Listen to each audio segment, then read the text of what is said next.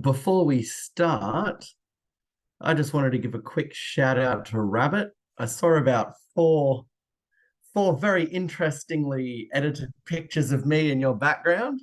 Gave me a bit of a giggle, so thank you very much, Rabbit. I like that.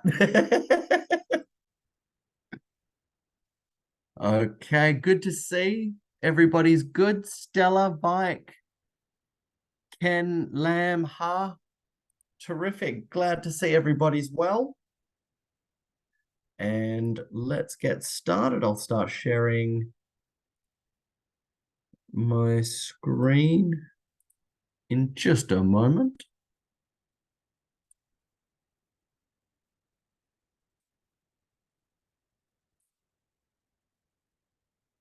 Okay. So I've done a little bit of a flipsy dipsy this week. We're going to do persuasive speaking techniques for persuasive communication. We're going to do that this week. And next week, we'll be focusing on the visual props or the visual aids and the props. So let's begin. Tonight, we're going to be working on persuasive techniques for persuasive communication.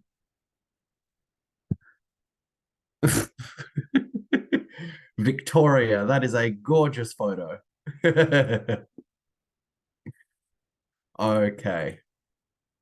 So welcome to week 11, our penultimate lesson.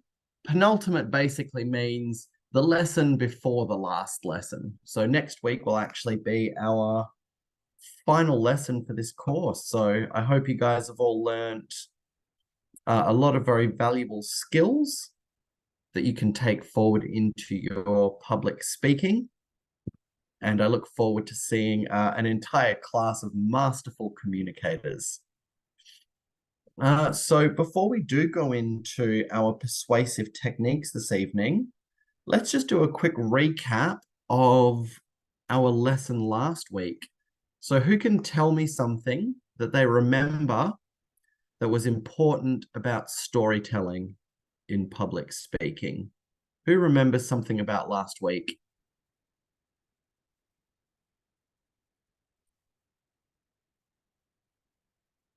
That is correct, Lily. The last lesson of this course is next week. But who remembers what we talked about in our lesson last week when we talked about the importance of storytelling?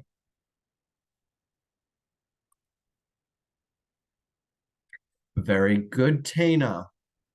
So storytelling can evoke nostalgia. So those amazing feelings about how amazing you remember the past being, that's nostalgia. It can be so telling stories during a public speech can be great for nostalgia. You can remind people about the old times and get them excited. So who remembers the basic structure of a story if you were to include it in one of your public addresses? Who remembers the basic story structure? There were three parts.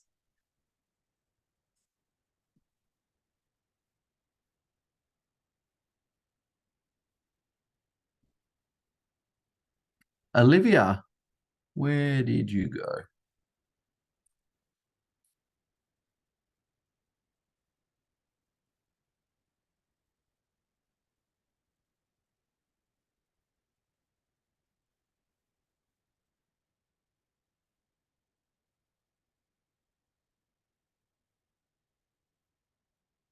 You disappeared.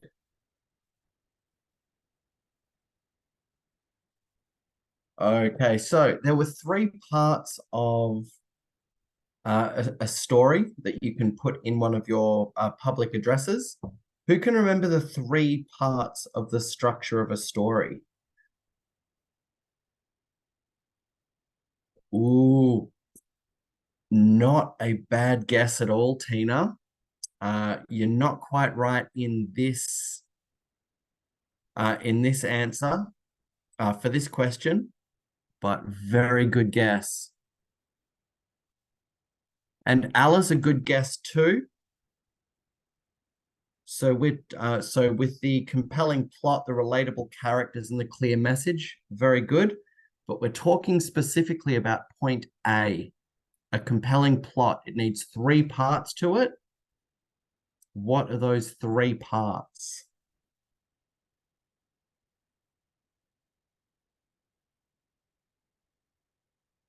Very good, Doi Tan.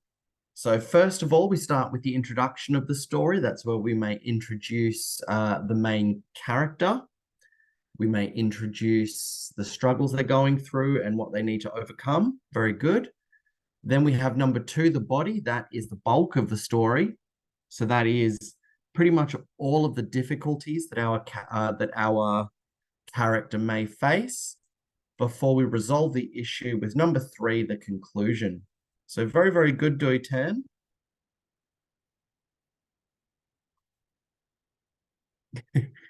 Thank you very much, Nguyen Min Kwan. Oh, it would be good if everybody did listen. Okay. So we've had all of the main parts of a story that you may wish to tell during a public address pop up already. So we've got the three parts of the plot. So we've got our introduction, our body, and our conclusion.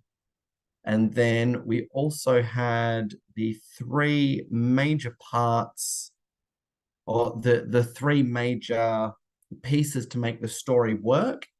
So number 1 is the compelling plot. So we just talked about that. Number 2, we need relatable characters. And with number 2, we would be looking at the question you'd be looking to answer with point number 2, relatable characters, would be quite literally, do I have anything in common with this character? Like, why should I care about what they're going through? Are they going through something similar to me? Are they going through something harder? Why should I care? So that's the main point of number 2. And number 3, you never want to just tell a story for the sake of telling a story. You always want to give that story a reason. So if there's a clear message or a moral to be learned from your story, what is that? Make that very obvious. And that can help you tell incredible stories during a public speech. Victoria, to answer your question, pot is a misspelled version of plot. Okay. So I'd like to give you guys the definition of persuasion before we begin, so we can have this little interactive icebreaker to start the lesson. So I cannot think while I type, so let me type it out and then we'll talk about it.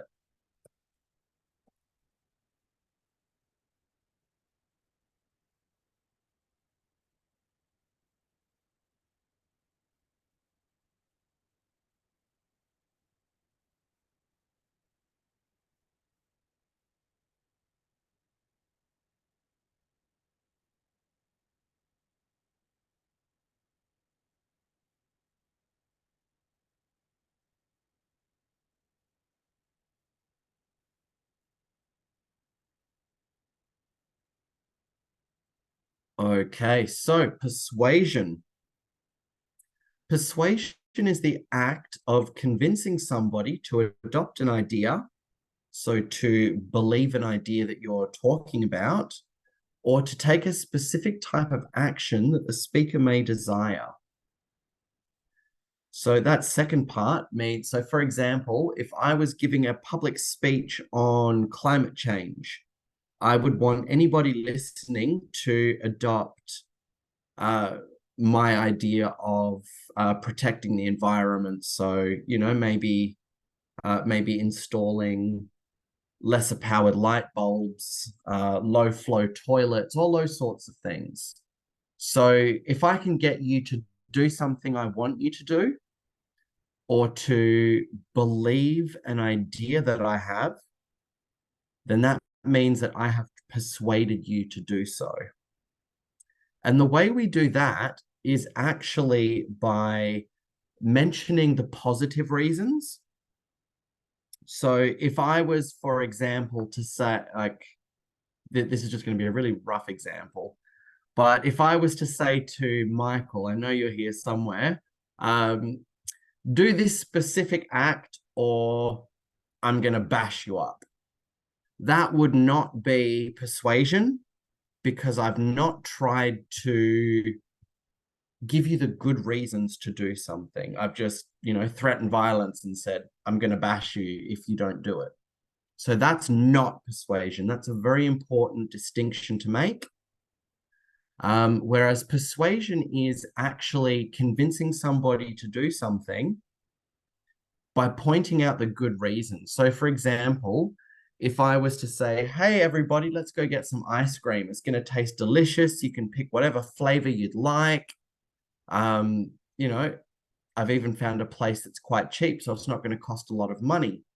I'm pointing out all of these good reasons for you to do something. Correct, Jessica. Very good.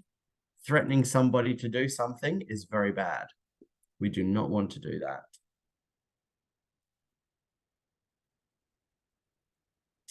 So we have these two definitions of persuasion now. I've just done a bulk allow recording permission. So if anyone would like to record this lesson, please feel free to do so.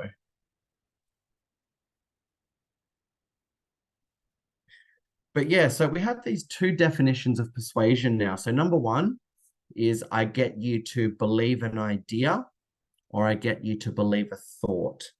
So you will now take that idea on and make it part of what you think basically in everyday life. And number two is, just had a complete mind blank there. So number two is, can you think of any, persuasion, don't mind me, start again. So the second definition of persuasion is if I want you to do something and I can convince you to do that thing, that's persuasion. So can anybody think of an example of persuasion from your life? And so keep in mind, guys, persuasion can be talking about, just talking to your friend, convincing them to do something with you.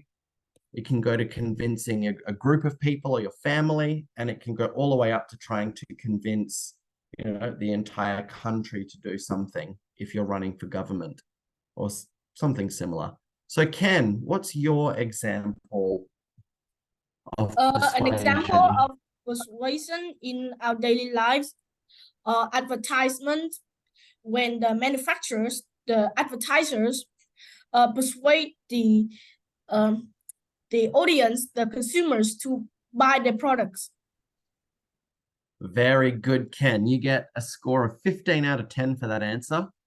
That was terrific. Every time you see, whether it be you see an ad on TV, you see a billboard, you listen to an ad on the radio, anything like that, that is a brilliant example of persuasion.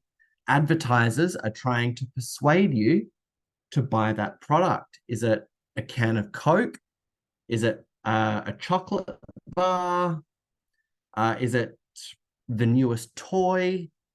Whenever you see whenever you see a message of someone saying, you need to buy this or you need to do this because this is going to have great impact on your life. This is going to help you achieve this. This is going to help you do that. Anytime you hear a positive reason to do something, that is an attempt at persuasion. So brilliant answer, Ken. It seems like Ken's the only one with his hand still up. So Ken, do you have another one?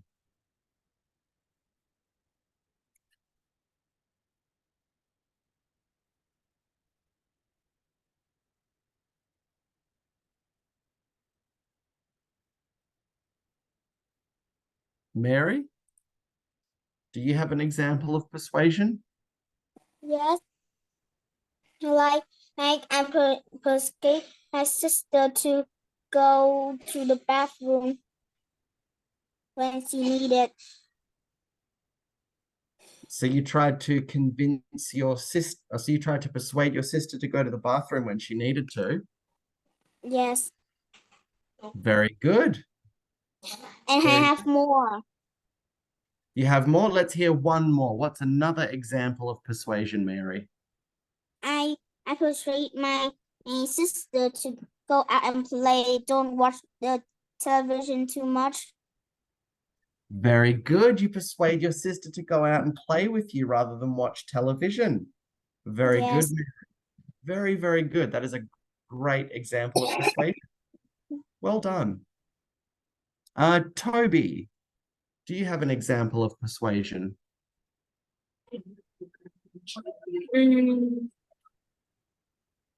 Wait.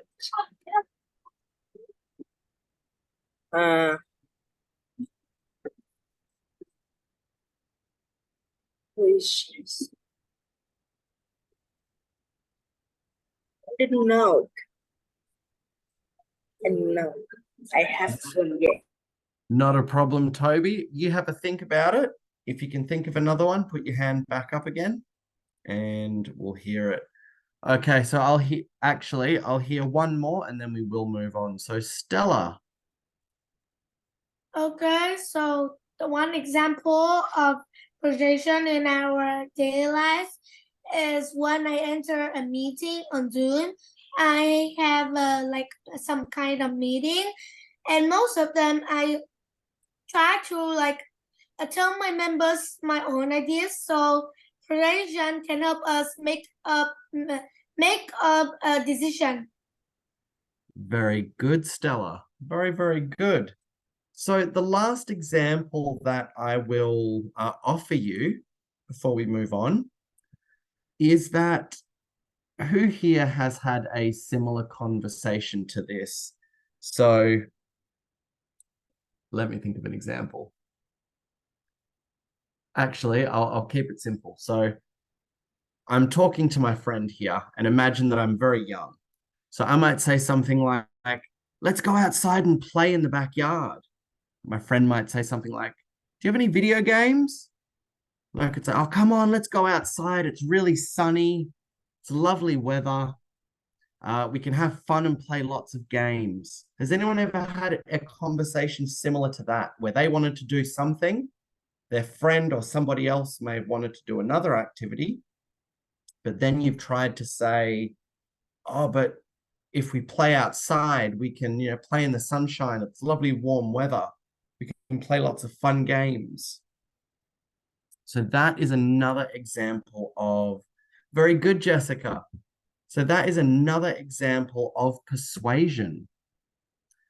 So it can be as big as an advertiser putting up a billboard or playing an ad on television. And persuasion can be something as small as trying to convince your friend to do something you'd like to do. So persuasion's all over the place. It can be as big as trying to do advertising. It can be as small as just trying to convince your friend or your family member to do something you want to do. So persuasion really is all around us. Very good, huh? Teachers use persuasion to encourage students to engage with their academic curriculum and make good career decisions. Very good. So your teachers are trying to persuade you to basically achieve as much as you can in your life. Make your life as great as possible. So that's hopefully what your teachers are encouraging. Okay, so let's move into our first persuasive tactic, and that's building strong arguments. So keep in mind, our audience is whoever is listening to our speech or reading our publication. So when you want to convince your audience of your point of view, you need to develop an argument or two to prove your point. So, for example, it's not enough for me to just say, trying to think of an example, you know,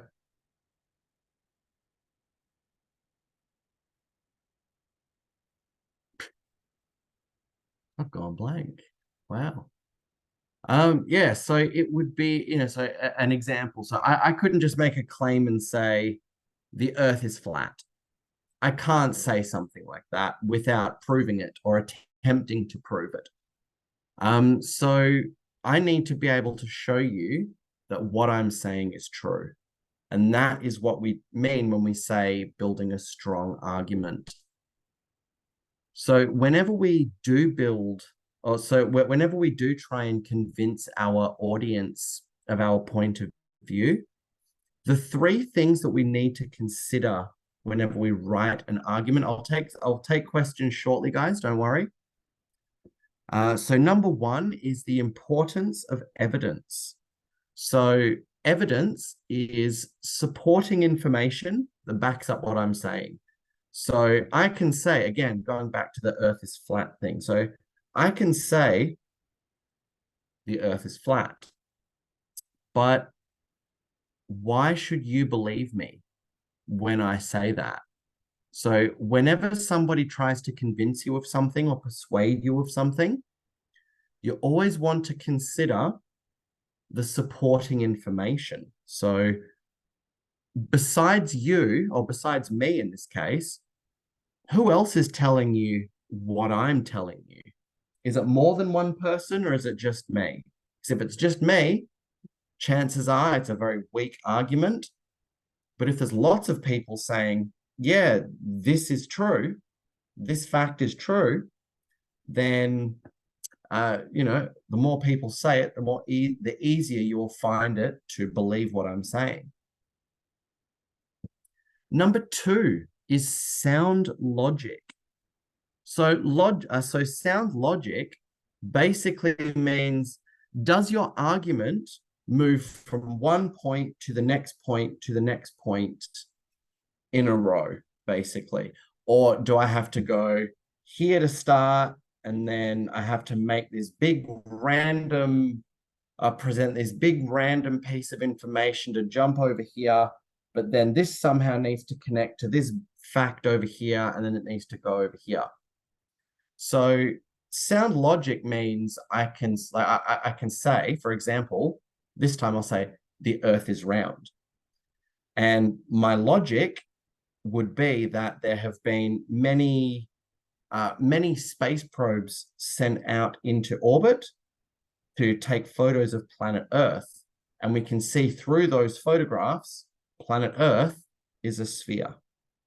So that would be me presenting evidence. I could show you those photographs and say, you know, NASA sent a probe into space. This is the picture we took of planet Earth, and you can clearly see it is around. So that would be, you know, sound logic as well. That also would go into the importance of evidence. But sound logic, I can say the Earth is round. Here is my argument, or sorry, here is my evidence. And then I can finally move on to number three, the relevance to the topic. So the relevance to the topic means, so again, if I'm talking about, we'll go back to climate change. If I'm presenting a speech, making arguments about climate change, there would be zero relevance to the topic if I was then to tell you a story about the time that I went to get ice cream with my best friend. Zero relevance to the topic.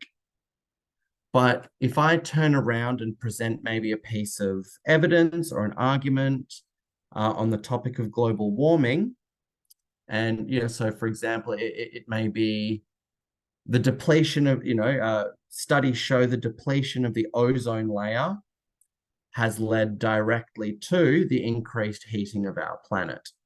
So I can then say that evidence I presented is related to the topic that I'm talking about. So before we move on to the next slide, are there any questions about building strong arguments? Luna? So you've had your hand up for a while. Well, my question is that what if you have to persuade someone suddenly, like you have no time, yet just do it right away? So what happens if you have to present your speech straight away and you don't have time to prepare? Is that the question? Yeah, like impromptu. Okay, no worries. Thank you, Luna.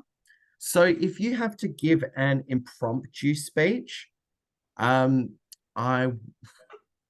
would like to hope that speech would be on a lighter topic than one you would need to defend. So again, if I was going to have a public speech about climate change, I would not want I would not want to just walk up to someone and say, okay, you need to go talk about this right now. I want to avoid that. I want to try and prepare as much as possible. However, if there is no way to tell that you might be asked to do an impromptu speech, honestly, the best thing I could say is before you are asked to speak, make sure you're prepared. So yeah, do your research, make sure you understand whatever topic it is that you may be required to talk about. Make sure you have a previous knowledge of it. And that really will help you overcome an impromptu speech. Okay. So yeah, By the way- really. by Sorry, the way- Lynn, Where do you live? where do I live? Yes, Right this very moment, I am in Melbourne, Australia. I mean the type of home you live in. Oh, the type of home I live in. I live in a big house. At the moment, I actually live in Miss Duke's house at the moment. Sometimes I think you're living in an apartment. Sometimes you think I'm living in what? In an apartment. An apartment? Makes more No, sense. not at all. Hang on one moment. You can see here, or you can see behind me there, this is the part of the bedroom the camera will show. There's the window out into the backyard. No, I actually currently live in Miss Duke's house. Okay, thanks. Thank you, Luna. Victoria, hello. I think I met Victoria before. Yeah, so I want to have a question with you. So, Yes. so when we have prepared, but we didn't even know what to do. When you're really prepared at home, but when you're so nervous, what would I do? Like run away, I guess. No, goodness, no. So you know how you hear all of those stories about really brave people that achieve all of these crazy accomplishments? I guarantee you that each and every one of those people were absolutely terrified about doing what they had to do. They just got on and did it. So if you have prepared for your speech and all of a sudden you get nervous, the two things I would suggest, number one, control your breathing. Focus on your breathing in, breathing out. Focus on that. And number two, stick to whatever preparation you have done. So so try not to get too scared and run in the opposite direction. Try, no matter I how mean, no matter how scared you may be. it's like Yeah. my question is like, if we have overcoming nervousness, that what we will do? That we just trying to improve and then focus on it. then we're just gonna forget our presentation and then just still focus on it, but nothing in your mind. Yeah. Well, Yeah, I if you usually do that. well, I'm trying if to you control my nervousness, but I failed it because I I too focus on it. So what would I do? So, to overcome the nervousness, focus on your breathing. Purely and simply, focus on your breathing. Because I mentioned this point during that lesson actually, but when everything is easy and everything is right in front of you, and you go, okay, I need to do number one, number two, number three, it's easy because you don't have to think.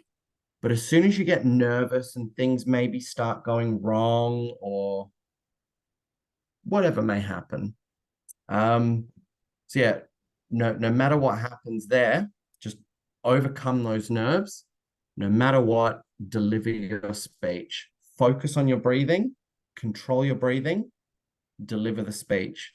Because if you have prepared, 99.999% chances will dictate that you have your notes, your speech on maybe a piece of paper or some preparation cards, just something you can read off. So as long as you control your breathing and you have your notes, you can get through it.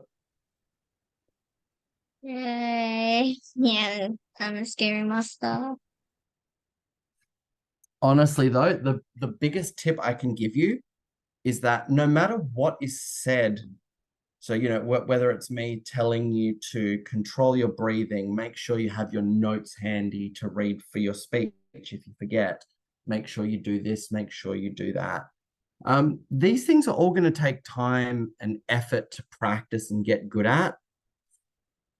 It will never ever happen where someone will say to you, okay, if you want to achieve this, you need to do this. And then you just go and do it. You'll need to practice, you'll need to get used to what you're doing. So yeah, it really all comes down to the amount of practice that you put into these things. So if you want to be an absolutely amazing public speaker, then yeah, you need to practice all of these skills, practice your body language, practice your hand gestures, practice your vocal modulation. The more you practice these things, the better you will get at them.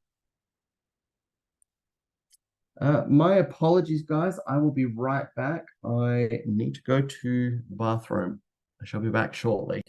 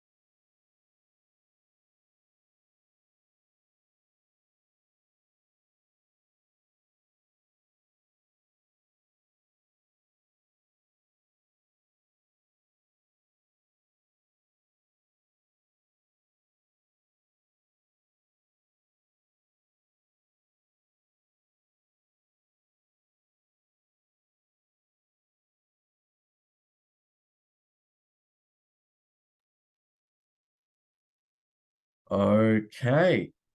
So, just quickly.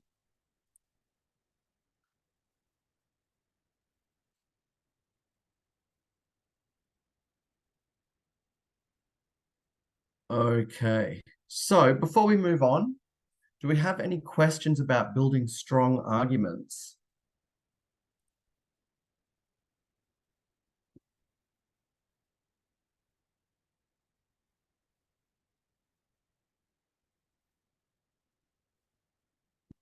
Huang Lam Vu, what's your question? Actually, I'm John. I'm not renamed yet. Oh, hello, John. How are you? I'm fine, thank you. So my question is, when we write strong arguments, can we use the teal paragraph structure? Yes. So the teal paragraph structure is actually the perfect, or that would actually be the perfect way to describe building a strong argument. So, sorry again, gone blank. But yeah, so if you have ever studied debate with me before, you would have learned about the teal paragraph. So that is basically just a topic sentence, an explanation, presenting evidence, and a linking sentence to bring it all back to the main topic. That's the exact same as building strong arguments here. So yeah, if anybody has ever studied debate with me before, then the teal paragraph is a perfect way to describe this. Good job, John. Kelvin, do you have a question?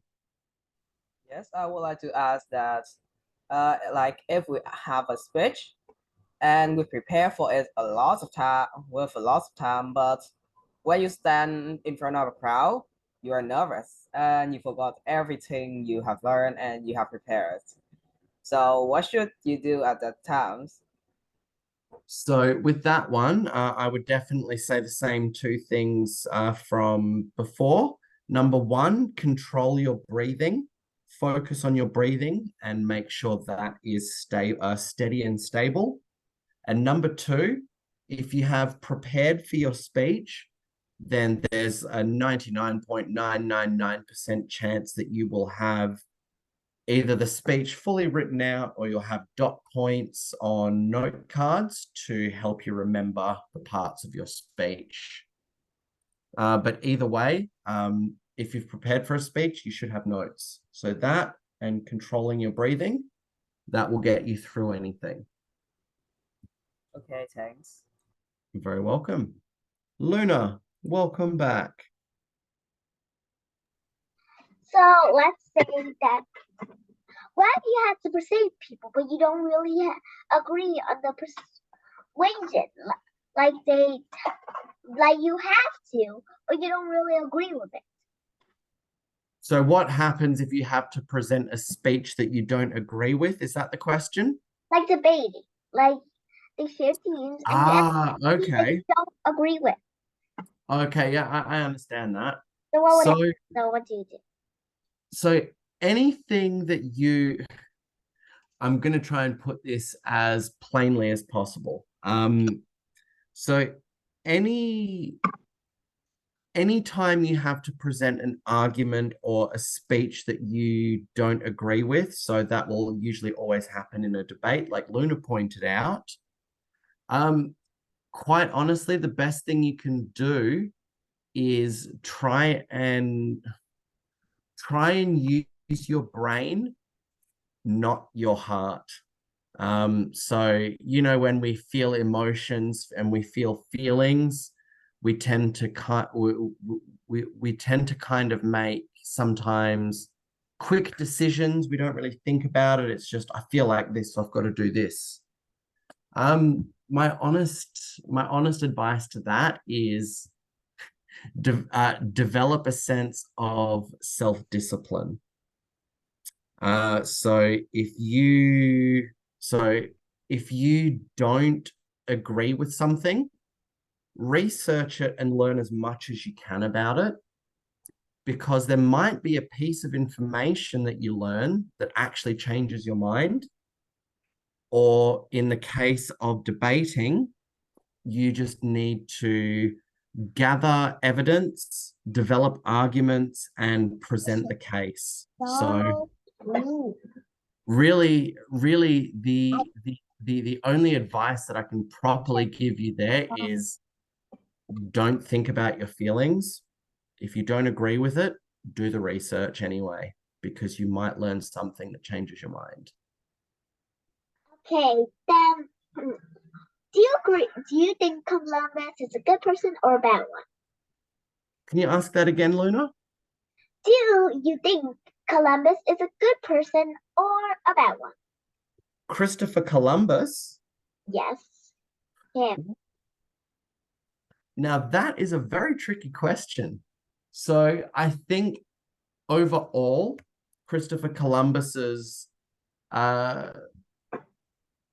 what's the word I'm looking for? His contributions to the world were absolutely incredible. I mean, Christopher Columbus discovered America, or he discovered what was the land at the time and christened it America, essentially.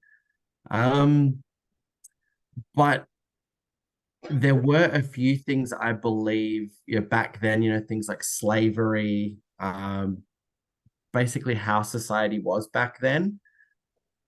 I think Christopher Columbus at the time was just a great man from a particularly rough period of history. So he did amazing. Yeah, so he did amazing things. So overall, I think he's a good person because he discovered America.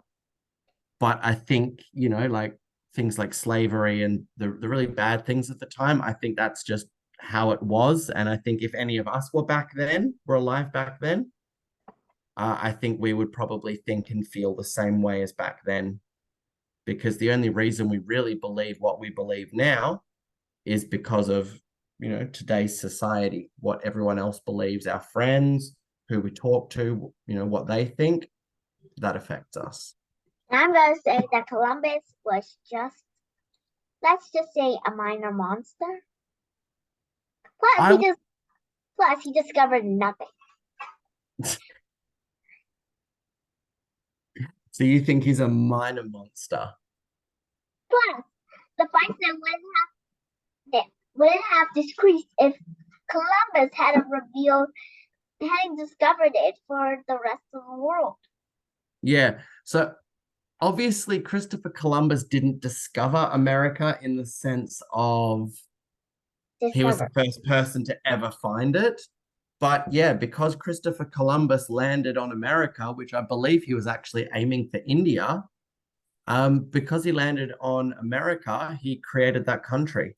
Like basically what he did led to the birth of the United States. So I would say his overall impact has been very positive on the world. Leif Erikson beat him at the race. Well, I definitely think that's a conversation that we should probably have in detail at a later date. Let's get on with our persuasive language stuff. But thank you very much, Luna. Americans would still be living there if it weren't for that Columbus. Pardon? Well, more Native Americans will be living there if it weren't for that Columbus. Yeah, most of them would still probably be back in Germany and Italy and Europe where they all came from. And the bison would be much more than they were if Columbus hasn't discovered it for the soldiers. For the soldiers that came after, that they could just kill it. I mean, one of them even killed 1,000 bison in one day. Or was it one of those soldiers killed more than 100 bison in one day? I think it was 1,000. That soldier even got death from his rapid gun. That is actually a very, very impressive number of kills for one day. Hey, I think it's a horrible number. I mean, it is a horrible number, but it is also a very impressive feat. Not Anyway, for me. let's move on with our Even got that. persuasive language. But let's move on with our persuasive language lesson. But thank you very much for that very interesting conversation, Luna. Now, the next thing we need to consider is addressing counter arguments. So if I was giving a public speech, there generally wouldn't be anybody to oppose what I was saying. It would just be me addressing the audience. So something I may wish to do to hopefully put any doubts in my audience mind at rest, I would want to address counter arguments. So I'm just going to pick a very, very basic subject for this. So if we were talking about, I'm just going to come up with something really ridiculous here.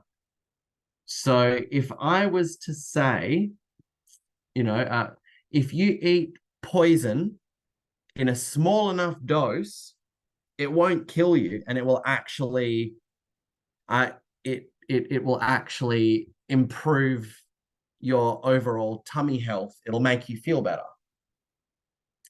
So if someone was to say that, and that's just a really outrageous example, I know, but if someone was to make that argument and say, if you eat a small bit of poison, it'll actually help you, it won't kill you, I would definitely wish to address that with a counter argument. So a counter argument is a point in the opposite direction. So if I'm saying yes, a counter argument would be something that would help you to think no.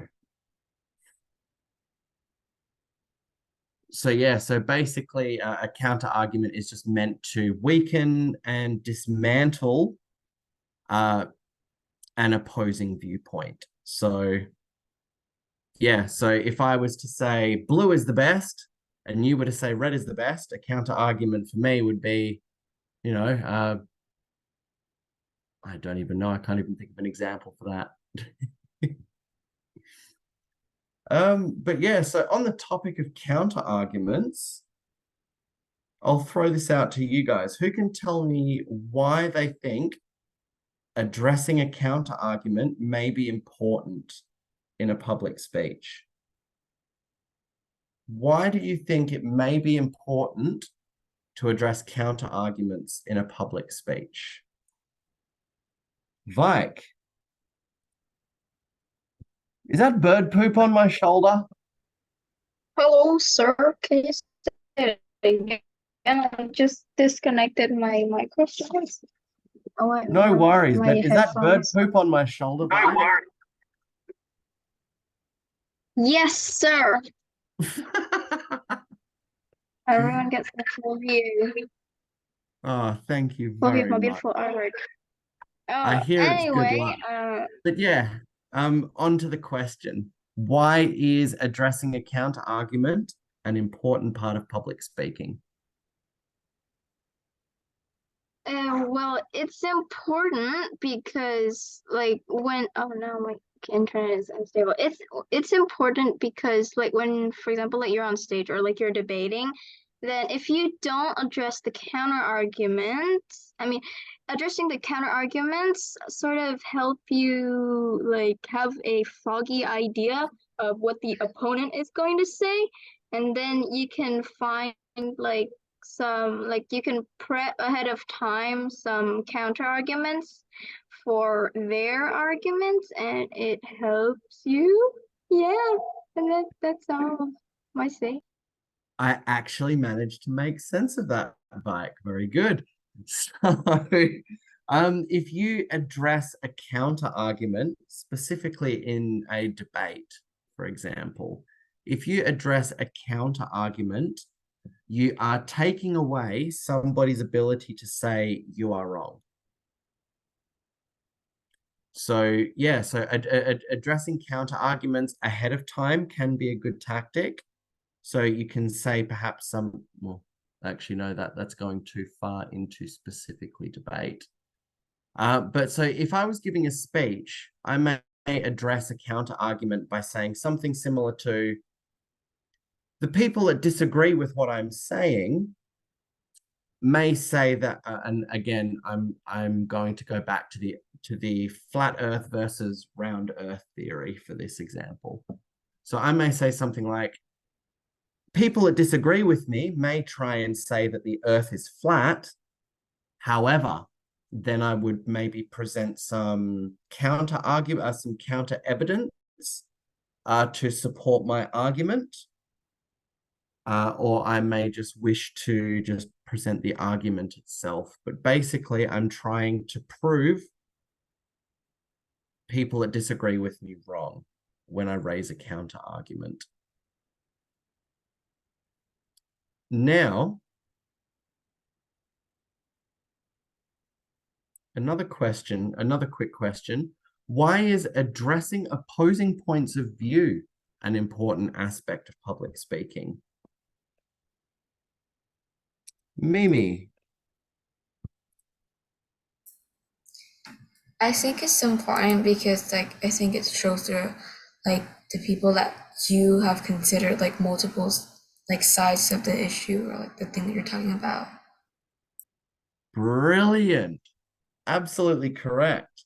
So another benefit to addressing a counter argument is that if I just deliver a speech and I say to everybody, this product is the best.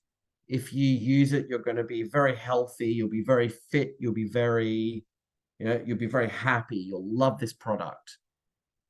But if I haven't, researched the product properly and looked for any problems with it or anything that may go wrong, if I haven't looked for these things and considered these points of view, then I really don't know anything about the topic altogether, because I need to have an understanding of, one, my point of view, and number two, the opposing point of view. Because if I can't, if I can't defend why my side is right, and I can't explain to you why the other side is wrong, then I haven't done a very good job in trying to convince you of my point of view. So addressing counter arguments, again, it can shut down any voices in your audience's heads that are saying, that's not right, that seems wrong. If you show them how you're right, you'll silence those voices. And number two, it also shows that you do really understand what you're talking about and you're not just come at it from one side. You can look at the problem from every aspect and say, okay, I understand. That's why it's so important to address opposing points of view.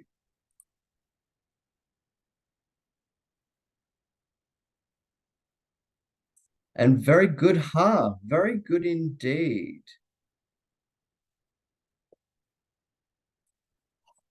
Who's not going to be whose sister anymore? My goodness. But yeah, so Ha, very good. Addressing opponents' points of view in public speaking. It can demonstrate respect. It can enhance your credibility. And it can also engage the audience. It can make them more excited to hear what you have to say.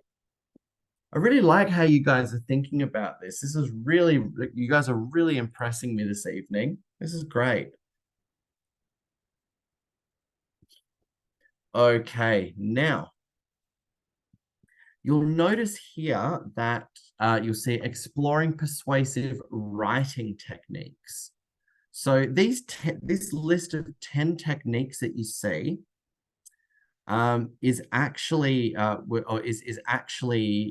was originally developed for things like advertising and writing news articles, things like that. But these techniques, this list of techniques, actually translates brilliantly to delivering a public speech. So even if you remember, say, one or two of these techniques, it's really great. That like these will add some serious depth to your public speaking abilities. So, number 1, we have alliteration. So that's the name of this first technique, alliteration. And oh goodness, that should be. My apologies, guys.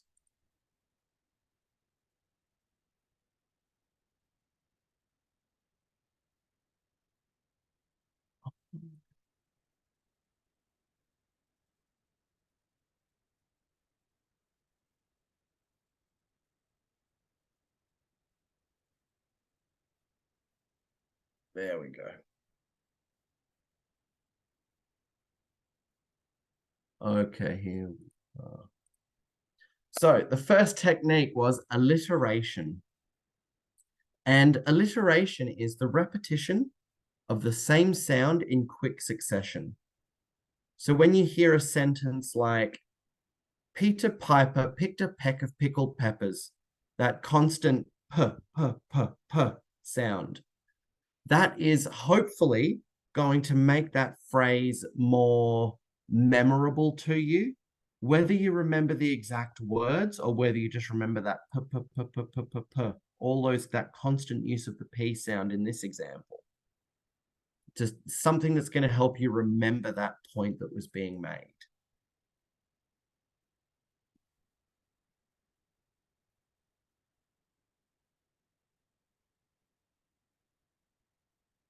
Yeah, very good, John. When we did the, I think it was the persuasive writing course, we covered these techniques in that course, yeah.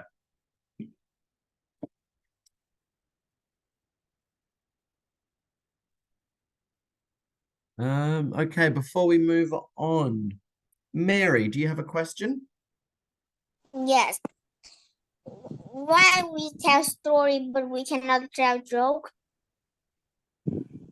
So, good question. So, there are situations where it is appropriate to tell a joke during a speech. You may want to make your audience laugh. You may want to try and make the mood of your speech seem a bit lighter and happier. So there are situations where telling a joke is a very good thing to do. There are also times when telling a joke may be inappropriate. So, for example, if you were giving a speech at somebody's funeral, you probably wouldn't tell too many jokes because it might come off as insensitive or rude. But yeah, if you're trying to make your audience feel a bit happier, trying to get them into that agreeable kind of mood where they're going to agree with you better, then yeah, you can definitely tell a joke to lighten the mood. But yeah, it really is all about the situation. Unfortunately, it's very difficult to kind of give you specifics there. Luna, hello. What? Did you have a question? Well, can you read that tongue twister? Can you read that tongue twister? Really fast. Okay. Peter Piper picked a peck of pickled peppers. Peter Piper picked a peck of pickled peppers. Peter Piper picked a peck of pickled peppers. Peter Piper picked a peck of pickled peppers. I'll try and go one more time even faster. Are you ready? I'm going to go as fast as I I still think that can. Columbus is bad. I still think that Columbus is That bad. was as fast as I can go.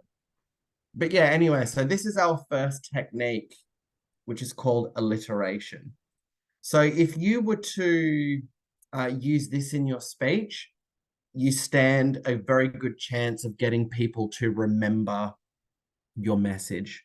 They might not remember the words, but they will remember that p, or that t, whatever the repeating sound is, they will remember that. Number 2 is connotation. So connotation is the meaning given to a word through context. And the example situation that I've given you for this is your friend has lost some weight. So if you want to make it sound like a good thing that your friend has lost weight, it's a good, that is good. You might say something like, they've lost so much weight, they look so slim. But if you think they've lost too much weight, they don't look good. They may say something like, oh, they've lost so much weight, they look anorexic. And anorexic is, if you use it as a noun, it is basically an eating disorder where somebody just, for some reason, a skinny person thinks they're fat, so they do not eat. But yeah, so you hear those two sentences and they sound very different, don't they? That person looks so slim, or, oh, that person looks anorexic. You can hear the difference there. But I'm saying the same thing. I'm saying they look very skinny. But in one way, I'm saying they look so slim. And another way, I'm saying, oh, they look like they've got an eating disorder. Ooh. So you can use different words that mean the same thing to either make that situation sound good or to make it sound bad. And that is connotation. Do you want to make that? Do you want to make what you're talking about sound good? Or do you want to make it sound bad?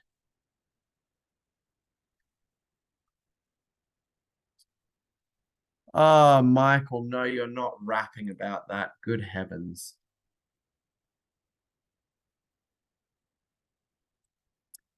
Yes, Jessica, very good. You're thin like a twiggy twig. So that might be a bit more of a bad connotation, because I don't think I'd like to be called. Generally speaking, Ken, very good question. Can a word have both connotations? I cannot think of a word that can have. Actually, no, that's wrong. So sometimes there are like slang words, like over in Australia, I think England and America, the word bad. So B-A-D. Where is it here? B-A-D. That word, oh, that was just sent to Luna. I'm going to send that to everybody. So there are some words, mostly slang words, that can be used in a good way or a bad way. So like in Australia and America, England,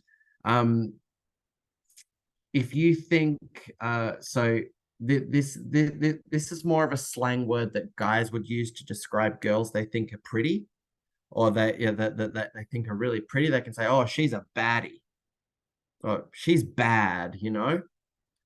But what they're really saying is they think that girl is very pretty. They like her. So that's a slang word for that. But then again, you can also say, you know, and Michael, I'm just picking on you for the fun of it, but Michael decided it would be a good idea to leak chemicals into our drinking water. He's very bad. So that word there, yes, bad can mean something good, or bad can mean something bad. So yes, there are certain words that can have both connotations to it. Very good, Vike. Sick.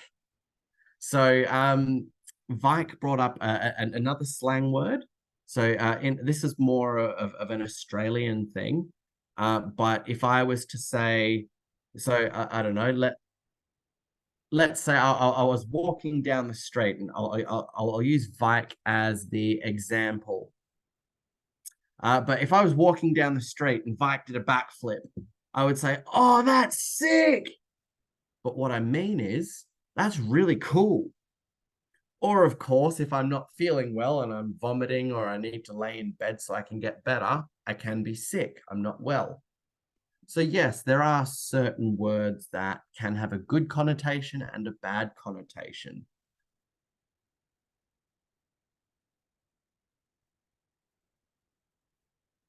Okay, our next technique is emotive words. So emotive words are words that create an emotional reaction from the audience. So if we have a look at these two example sentences, these two sentences say the exact same thing. They basically mean the young boy was happy to see his father. But in example number one, we have something like, the young boy was glad to see his father get home from work that day. Glad. It's, I'm glad. See how it's not very, like, I'm not feeling it very much. Like, I'm glad, but wouldn't bother me if it didn't happen either. Or I could say something like, the young boy was ecstatic to see his father get home from work that day.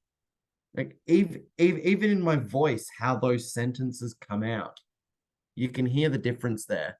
The young boy was glad to see his father get home from work that day. The young boy was glad. Or we can say the young boy was ecstatic to see his father get home from work that day. So ecstatic is like happy times 10. So it's a word that's meant to make the person listening or reading feel that difference. So you heard it when I said it. If it's written that way, the aim is to try and make the audience feel that difference.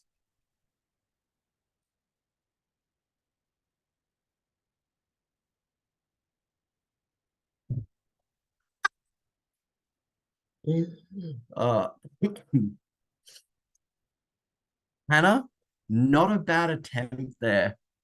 So when we talk about connotation, so we're not necessarily talking about the situation. So yesterday I was sick so that I didn't have to go to school. Yesterday I was sick so that I couldn't hang out with my friend. The meaning of the word sick still has the same meaning. So the word sick in both of those sentences means I might be vomiting or I might feel unwell. So that's a bad connotation.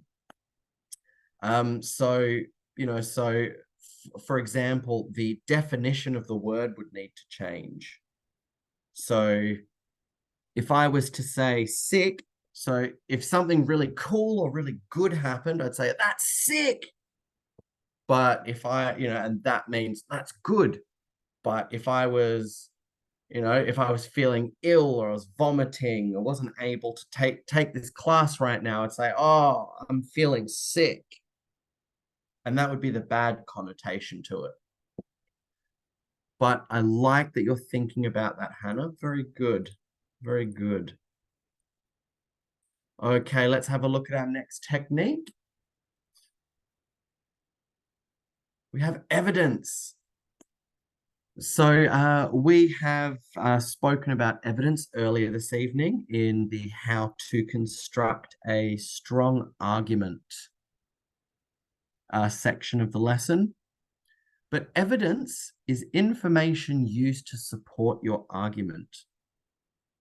So some of the many forms of evidence you can use are facts, figures, and quotes. So we've got information, we've got written information like words, we've got numerical information like statistics, numbers, and we've got quotes, which are things that other people have said.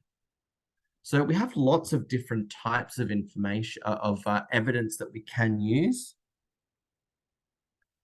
Yeah, very good, Olivia. So connotation can also include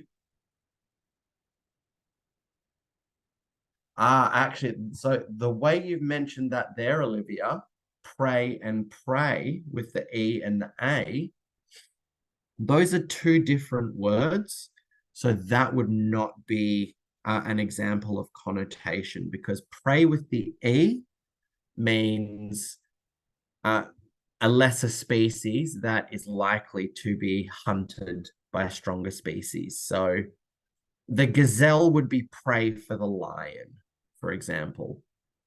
But pray is another word altogether, and that obviously means to have a one-on-one conversation with your God, if you so believe in that. Usually by closing your eyes and putting your hands together, you might pray. So those are two different words there. So that would not be an example of connotation, but again, I like that you're thinking about it. So just back onto evidence, the three things that we should consider, or the three things that we should make sure whenever you use evidence or whenever you present evidence to strengthen an argument, you need to make sure of the following three things. Number one, it needs to be relevant to the story. Relevant to the topic. So again, in this sense, if I was having an argument with somebody about climate change, I would not want to talk to them about the time, or I would not want to bring up an argument where I maybe went bowling with a friend to a bowling alley, or I went to watch a movie or something. It's got nothing to do with what I'm talking about, so I wouldn't mention it. Number two, it needs to come from a credible source. So what that means is, if I was talking to you about space travel and flying through space, a good source or a credible source of information may be NASA. So everybody knows about NASA. That's the American government organization that sends them into space. We all know about NASA. So that would be a very credible source. So if I said, oh, scientists from NASA found evidence of the fact that the moon was made out of cheese, you'd believe that more than you would believe if I said, oh, my friend Steve from down the street said the moon's made out of cheese. You'd be like, well, who's this Steve guy? Why should I care what he thinks? Versus, wow, scientists from NASA have said that. Well, I mean, I have to believe them. It's NASA. So we see that difference there between between credible evidence and non-credible evidence. And number three, it needs to be concise and easy to understand. Now, concise means it's not long and drawn out. It's just put as simply and as short as possible. And easy to understand, that means it doesn't matter if you've been speaking English for, I don't know, say 3 months or 6 years.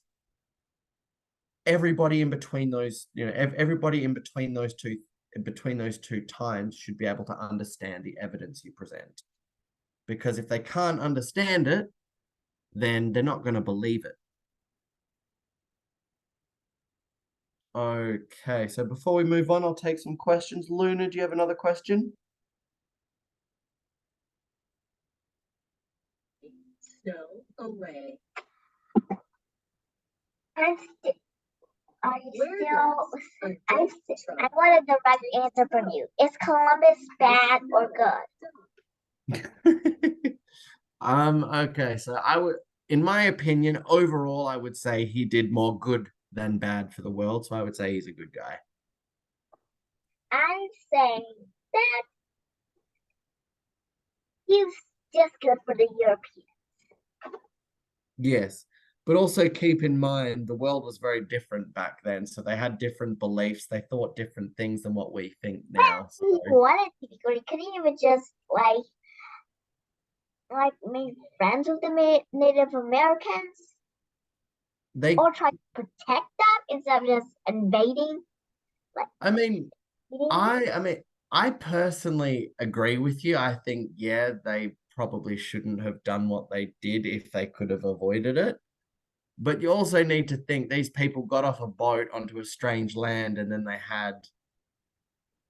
Actually, no, I'm not going to comment on that because I don't know enough about American history to comment on that. But That actually, I think you've inspired me to read up on that a bit more, Luna. So I look forward to talking to you about that in the future. How old are you anyway? 33. I think that's young compared to my mother. My mom's 39. My goodness, don't let her hear you say that. Well, thank you very much, Luna.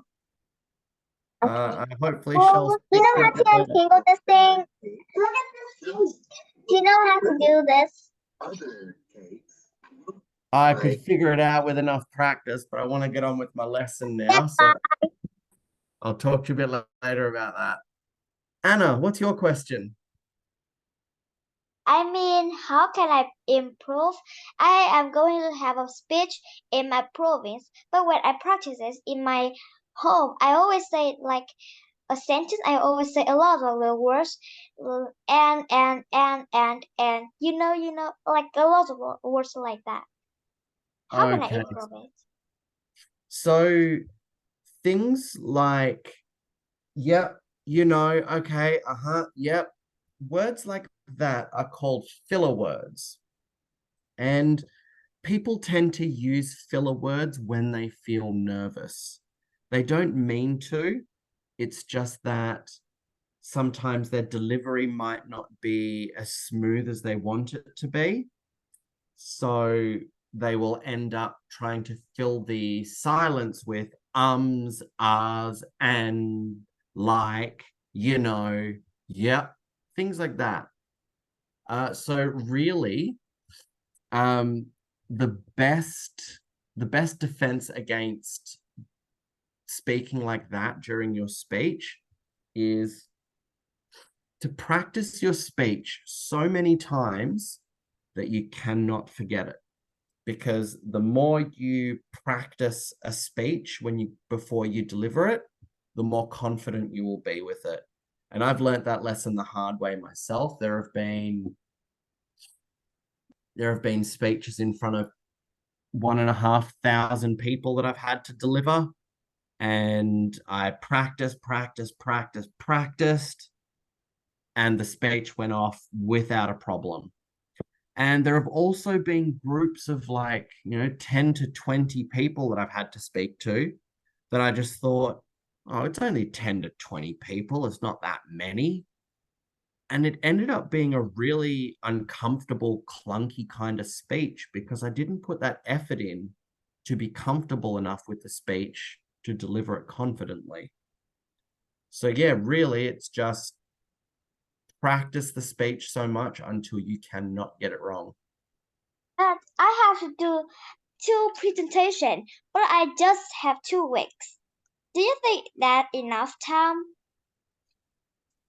So do you have one speech 1 week, one speech the next, or do you have 2 speeches in 2 weeks' time? In the 9th of December, I have 1 speech, and the 10th of December, I have another speech. Okay, one after the other. So my advice for you would be just practice delivering that speech so many times that you cannot make a mistake anymore. So really just practice. And video record yourself while you're practicing your speech. Video record yourself as well.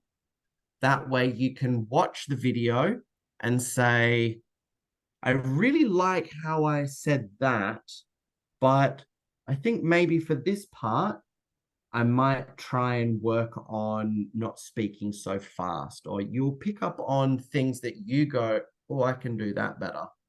And then you can improve yourself, practice more, and get it to where you want it to be. But overall, practice. That is the biggest tip I can give you. Practice. Okay, thank you.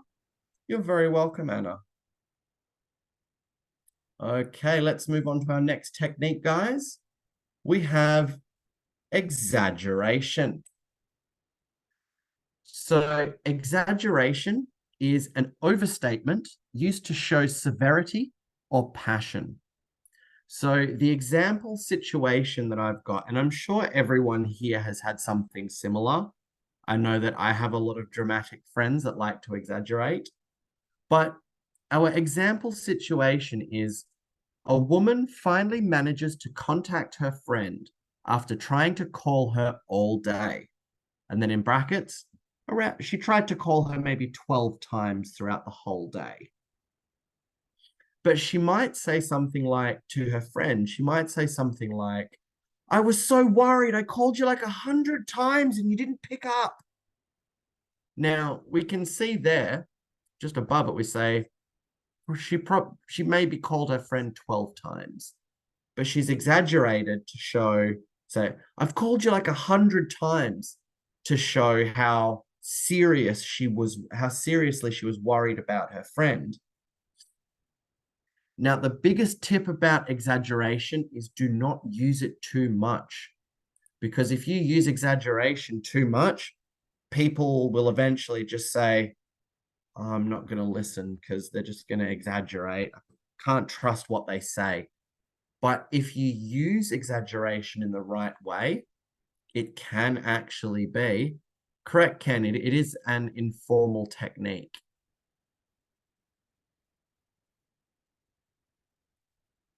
But yeah, so to answer Ken's question, yes, exaggeration is more of an informal part of the English language, but it still can be a very valuable skill if used in the right way.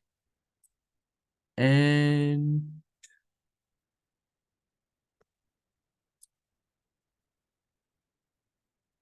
so Olivia, to answer your question, so you don't want to tell your audience that you're exaggerating. So you don't want to say, oh, I'm exaggerating, but I called you 100 times. You don't want to draw attention to that.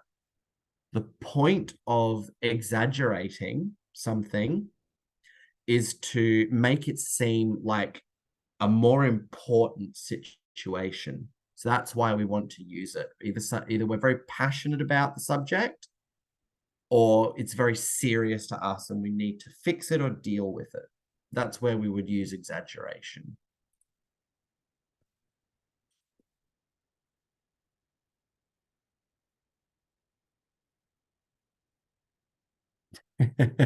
Very good, Tran. I said for the millionth time, or I've said for the billionth time. That can be an example of exaggeration. Well done. Emphasizing is different to exaggeration. So if I emphasize something, I'm drawing attention to it. But if I'm exaggerating something, I'm making it seem bigger than it really is. So there's that small difference there, but very good, Ken. Olivia, so exaggeration, it's not important. It tends to be more of an emotional response. So, going back to our example here on this slide, so this woman, she's not so she's exaggerating because she's worried. She's worried about her friend. So she's not really thinking, going, oh, I called you 12 times today. Well, I called, 12 times today. I can't believe you didn't pick up. It's going to be more of an emotional response. I called you like 100 times. So we aim to take that emotion from the exaggeration to try and put that into our public speech. That's what we're trying to do, at least, trying to use that to build emotion and emotional response from our audience.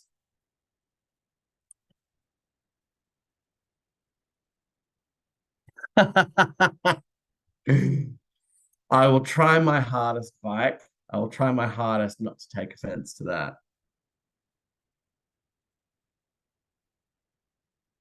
Very good, Ha. So on the day that the new Samsung Galaxies and the new iPhones come out, Ha sent a brilliant example of exaggeration here. The line for the new smartphone stretched for miles, with people waiting since the dawn of time to get their hands on it. So we hear there, the line stretched for miles. It maybe goes around the block, but it's not going to stretch for miles. And people waiting since the dawn of time. Smartphones weren't around at the dawn of time. So that again is an exaggeration. Okay, let's have a look at our next technique, imagery.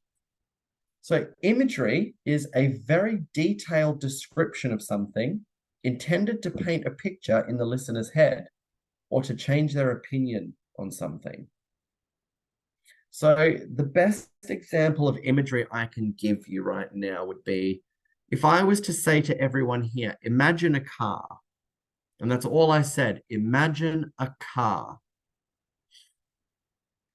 I guarantee some of you will think of maybe a red sports car with the roof off. Someone else might think of a big blue 4-wheel drive. Someone else might think of just, a green family sedan. I've not painted a detailed picture in your head. But if I was to turn around to you and say something like, imagine a 4-wheel drive. The paintwork is beautifully smooth and black. The seats inside this 4-wheel drive are made of beautiful soft leather, and they have inbuilt heating. Imagine the power of the engine of this car as you put your foot down on the accelerator, and all of a sudden you're traveling 100 kilometers an hour. So I can paint these really detailed pictures for you, and that is imagery. So again, so if I was to say, imagine a car, that's not imagery because multiple people in the audience can think of different things. But if I paint a specific picture, again, and say, the car, it's a 4-wheel drive, it's black, the seats are leather, it can go very fast. The more detail I give you, the more specific that picture in your head becomes, and that is imagery.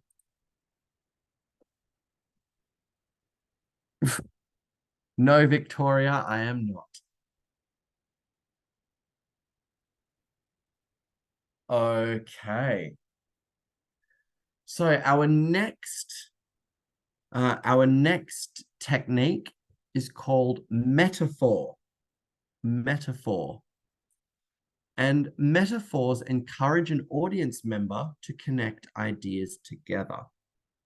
So it's different from imagery because with metaphor, I'm aiming to take two separate ideas or two separate things, and I'm aiming to connect them with the metaphor. So if you imagine an airplane, before it takes off, it needs to go on the runway, it needs to go really, really, really, really fast to pick up speed before it can get that momentum to take off. So just like an airplane needs forward momentum to take off, people need forward momentum to achieve their goals and ambitions. So we've related there the idea of the airplane needing to travel forward on the really fast forward on the runway to take off. And we've paired that with the idea that human beings need to keep doing things. They need to keep moving forward to achieve their goals, to achieve their ambitions, what they want to do with their lives. So that's a metaphor. Good question, Olivia. So all of these techniques, you do not need to use them. You do not have to use them. These techniques are there if you want to use them, because each technique, if used correctly, actually has a different purpose. So if we go back to thinking about, which one was it? Exaggeration. Exaggeration shows you how serious I think this situation is. Then, we've got metaphor. A metaphor can connect two separate ideas and give them something in common. We've also got, let's have a look at a few others.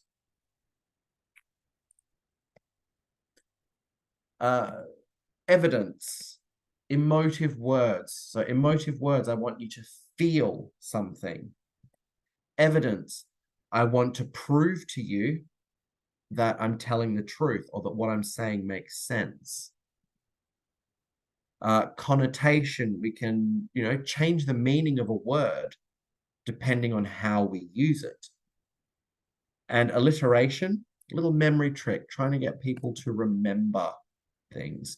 So each of these techniques has a different purpose. And yes, Anna, I am incredibly sleepy. But yeah, so each of these techniques has a specific purpose or a specific task they're aiming to achieve. So you may wish to use some of these techniques more than others, depending on what you want to achieve out of your speech. Take a few questions quickly. Olivia, what's your question? Well, my question is, do you think that our speech is bad when you don't have metaphor? No. Sorry,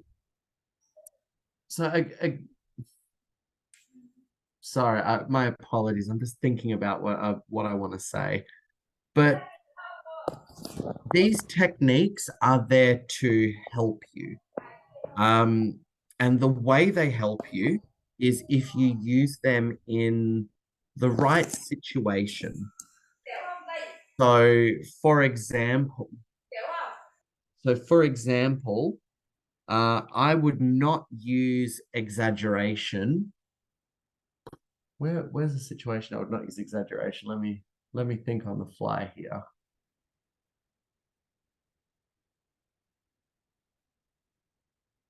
So I would try my hardest to not use exaggeration if I was having an argument or a disagreement with somebody. Because if I was to use exaggeration there, they might think, I might say something that they can then hear as really, really bad. So I would not want to use exaggeration during an argument. However, if I was trying to tell somebody how worried I was about them, I might use exaggeration there and say, again, I tried to call you 100 times when I only really called them 12 times. So all of these techniques, really, it just comes down to the right situation. And that, to be honest, will take some research, some personal research on your own part to learn to use these techniques correctly.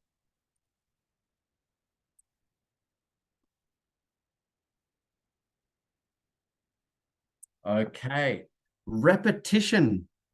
This is a good one. You'll tend to see this one mostly in advertisements. So repetition is, well, the repetition of key words, phrases, or ideas, and they're used to reinforce an argument. So repetition is actually quite similar to not connotation, alliteration, where we had Peter Piper picked a peck of pickled peppers. That's repeating sounds. But repetition is more about repeating words.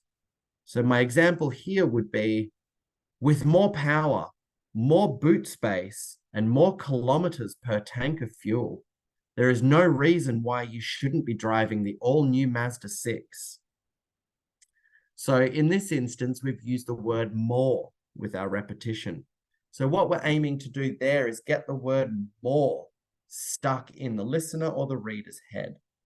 So if I keep saying, you know, more boot space, more power in the engine, more kilometers per tank of fuel, that word more is going to get stuck in your head, and you're eventually going to think, obviously more for adults, but you know, you're as an adult reading, hearing or reading this, you would think, I get more for my money. I get more power. It's a more powerful car.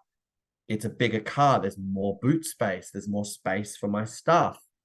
You know, I get more distance out of a tank of fuel. I get more.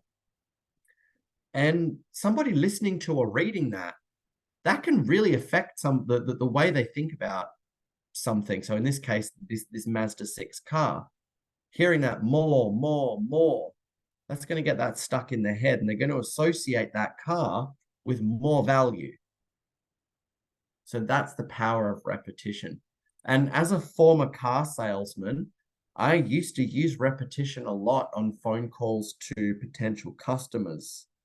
You know, so I would say things like, actually, I use more in repetition quite a lot. You know, again, more power, more boot space.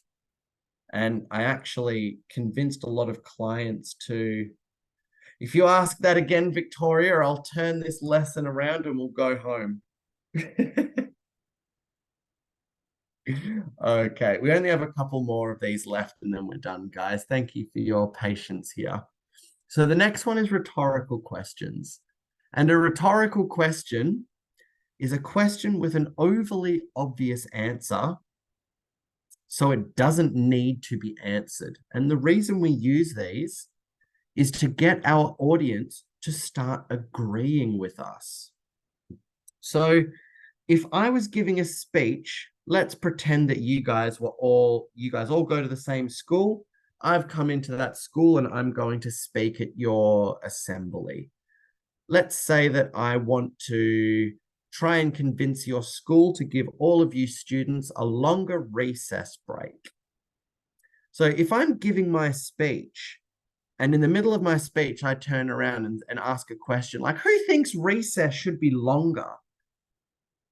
Something similar to that. I guarantee you I'm going to have most of those students going, yeah, we want more recess time, more recess. Because I've asked that question in the middle of the speech, and I don't want that answer. I don't want them to actually go, yes, I would like more recess. I'm aiming to get that initial feeling in them where it's like, who thinks recess should be longer? I think recess should be longer. I just want them to get excited and to start agreeing with me, so that the more the more I try and convince them of, the more they're going to agree with me, because I've got them saying, yeah, that's right. Yeah, that's right. Yeah, that's right. And I'll get them agreeing with me in the long run.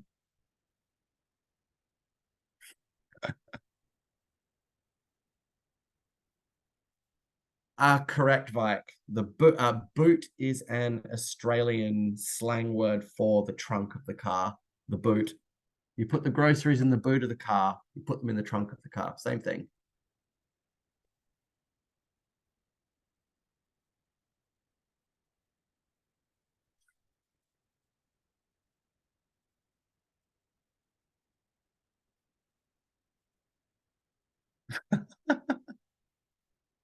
I like that, meme. To make my school break 1 hour, please. I will try my hardest for you.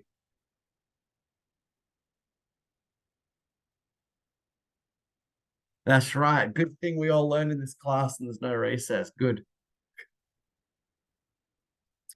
So to answer your question, Bike, the reason that similes are not listed in this list is that this is just an introductory list of these techniques. There are dozens more of these techniques you can use to increase your speech.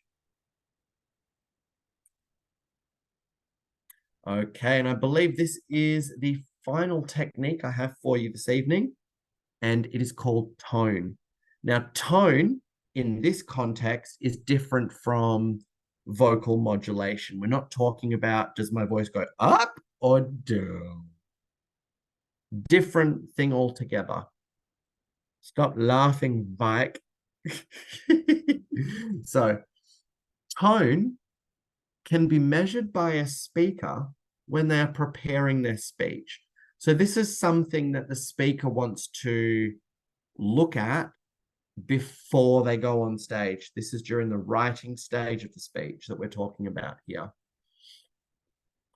Checking the tone of a speech ensures that everything you plan to say works together and that there are no extra pieces that don't belong anywhere. So the different kinds of tones you can take. I've just put again, and this is just a list of a few. There are lots of other tones you can take when you're writing or speaking. Yes, Olivia. So Olivia has just asked, is tone important when we make a speech? Yes, it is.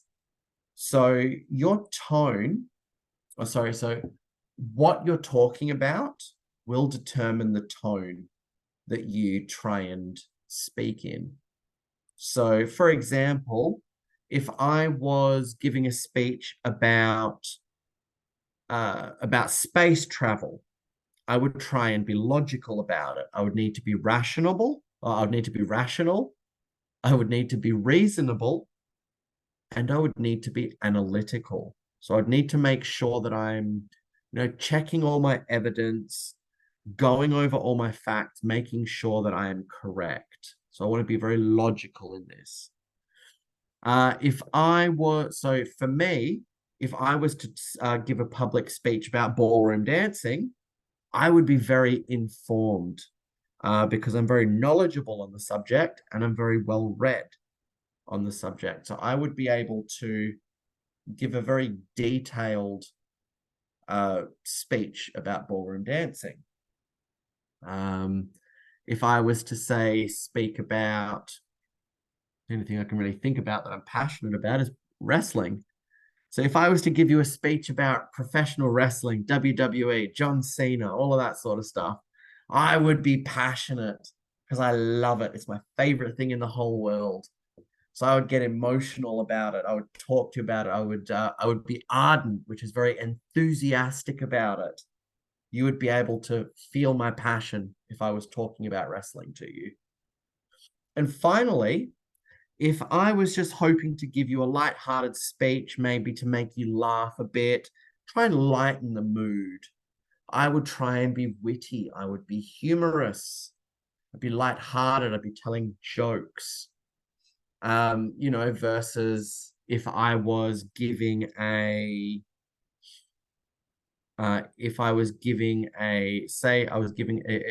eulogy, I was giving a speech at somebody's funeral, I would not want to be witty. I would not want to try and crack jokes in such a serious or a sad situation. So tone is really all about finding the right feeling for your speech and making sure that your speech sounds like that feeling.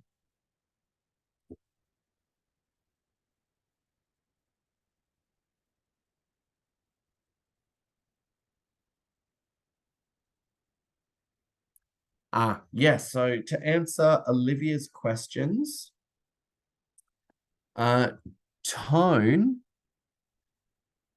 So this specific type of tone is not your tone of voice. So we're not talking about, am I going up or down? So that's tone of voice where I change my voice to go up and down. That's different to this tone. This tone is, how does the speech sound? Is it supposed to be a serious speech, a funny speech, a sad speech? Those are the types of, so that's what we mean when we talk about tone in this context. We mean, is it that how should the speech feel? Should it be happy? Should it be sad? Should it be serious? Should it be angry? Should it be, yeah. How should the speech sound is what tone means in this context.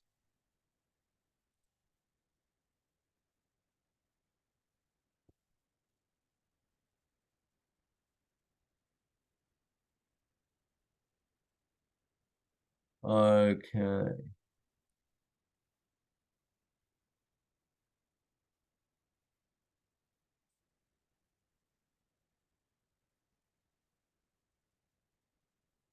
Okay.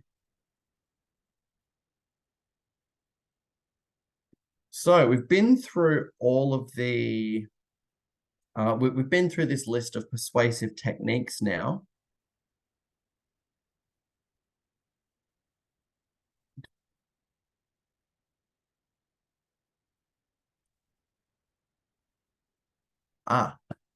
Again, another good question, Olivia. So Olivia has asked, do we have to translate the meaning of the tone when we talk?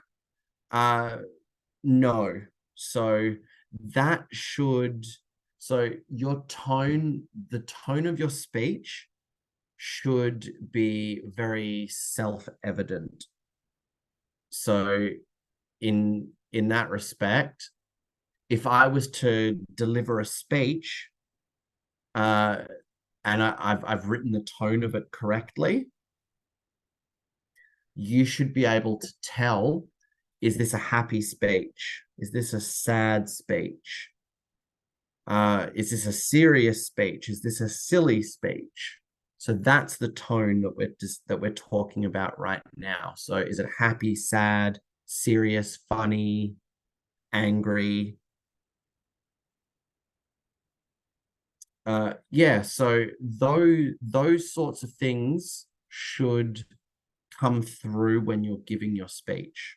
So you shouldn't have to say something like, this is going to be a happy speech about something that makes me happy, or this is going to be a sad speech about something that makes me sad. You should not have to say that. It should be obvious to your audience through the words that you've written and the words that you're speaking.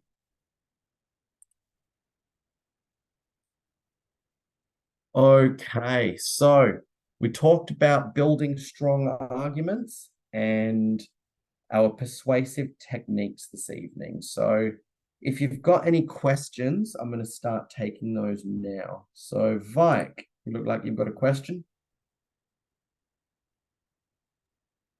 Sorry, sir. I forgot to put my hand down. How could you, Vike? Oh my goodness. Oh no. Olivia, do you have another question? Yes. Well, my question is, if we have some of the tones that they ask us to translate it, do we have to translate it, or do we still explain it to them to make them more understand?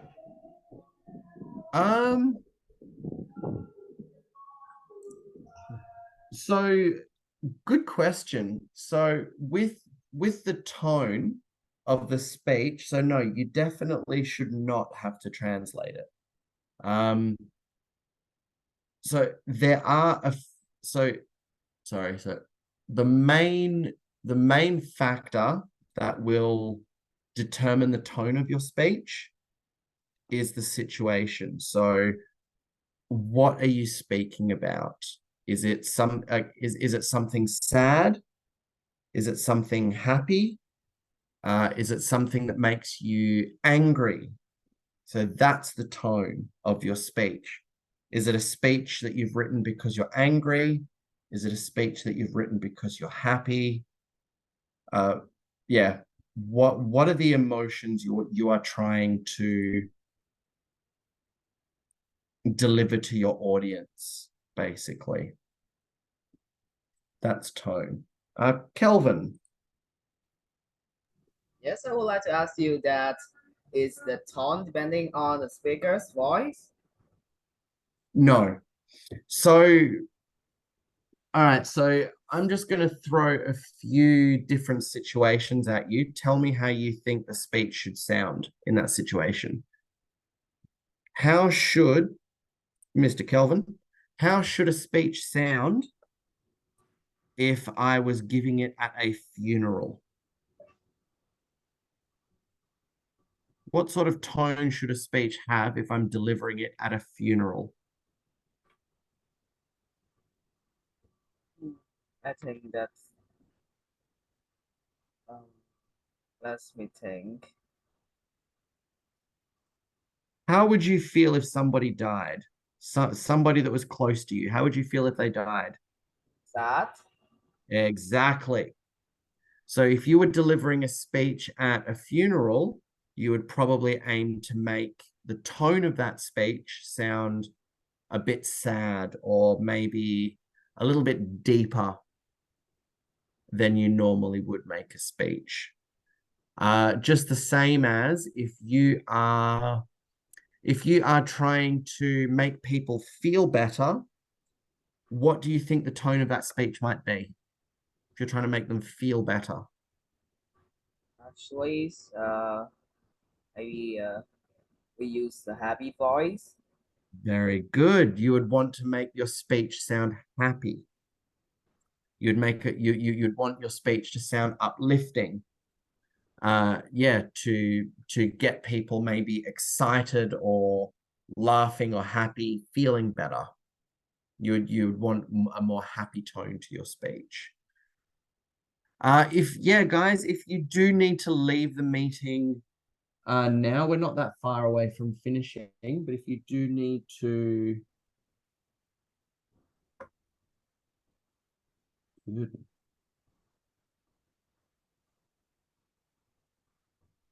but yeah, sorry, I just drew a complete blank there.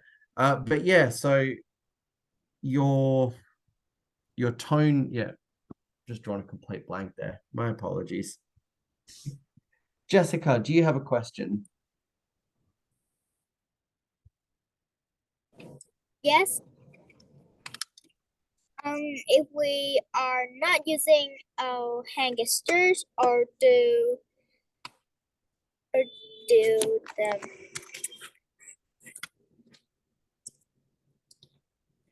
not doing have a happy voice for the good speech.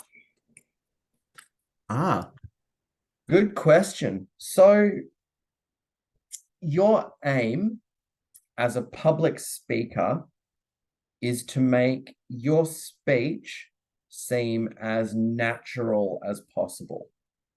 So if you naturally speak like I do, I can be quite expressive with my hands. So I can be very, it was this big, or, there was the first step and the second step and the third step, or there were 3 of them, or there were 4 of them. I can be very expressive with my hands. And for me, that's natural. There are some people who may not be as expressive with their hands, but they may use more facial expressions than I do, because for them, that's natural. So to be the best public speaker you can be, the best thing I can say about hand gestures and body language is just make sure it's natural. So if you're giving a speech and you're going, so he said that we should go over here and perform this and do that, me just flapping my hands around like this for the sake of it, it's not natural. It doesn't feel right. But if I was talking to you about it and I said, so I was speaking to the boy and then he said that we should go this way because that's where the supplies are. It seems more natural to me. Just one simple gesture there. I found what was natural to me and I did that. So yeah, same thing for you. So yeah, really with that, practice your speeches, video record yourself delivering these speeches, and then watch that video back and go, I like how I said that, but I don't like the hand gesture there. Or, God, what am I doing with my face there? That looks weird. Have all of these moments with yourself on these videos. Because by the time you get up on the stage, you will have worked all those issues out. So yeah, don't overdo your body language. Make it natural. Same as your vocal modulation as well. Make it all natural. Don't force anything. Luna. Well, So what would you do if you had to persuade someone on something that they really disagree on? Woof. So if I was to persuade somebody that really did not want to agree with me, I would probably go, ooh.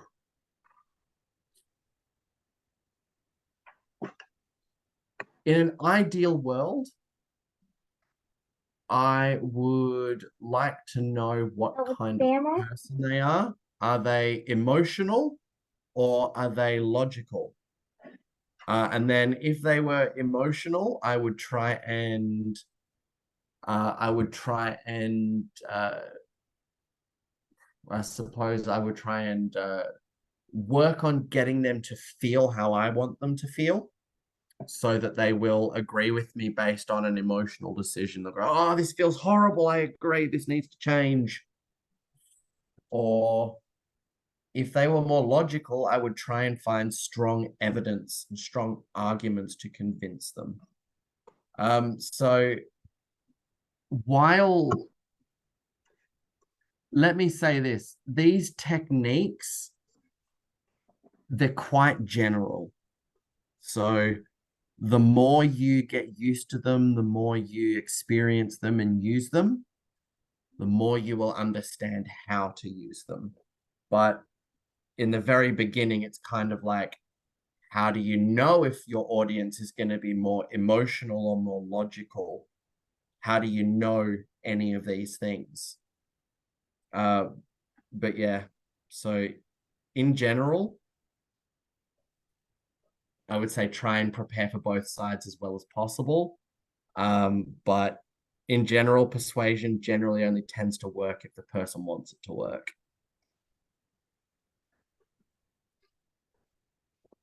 So if they don't want to be persuaded, they will not be persuaded.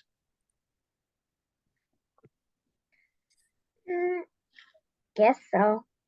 Yeah. They're not gonna persuade me that I like to like Christopher Columbus.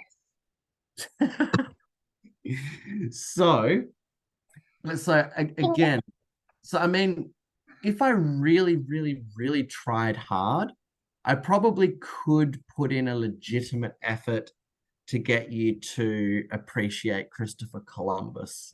But it would have, like, you know, so for you, like, obviously based on how this conversation has gone, Luna, you are not a big fan of Christopher Columbus. Is that correct?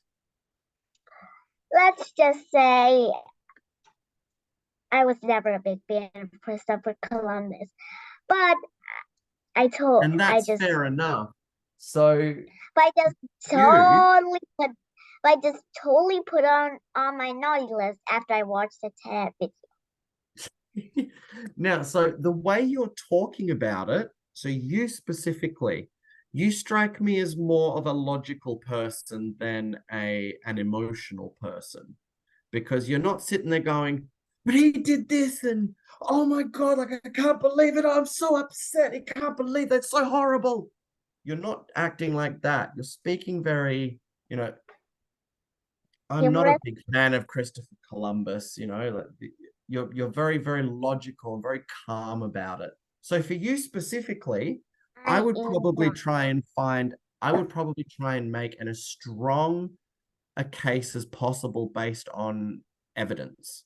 So I think for you, it would take more evidence than emotion to convince you. Am I correct? Probably. What do you think I'm like? Pardon? What do you think I'm like? What do I think you're like? Well, first of all, I think you are absolutely hilarious. You always make me laugh. But I would say, yeah, I think you're more of a logical person. I think you're more of a thinker than you are a person that feels emotion.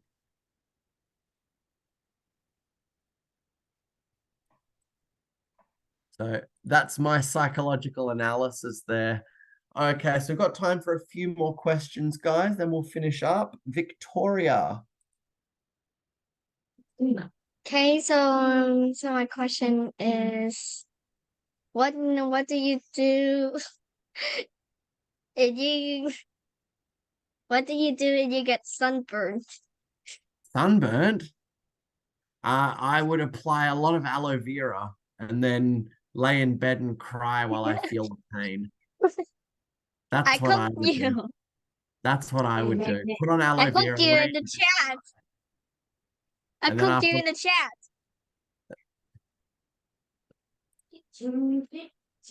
Got your eyes right?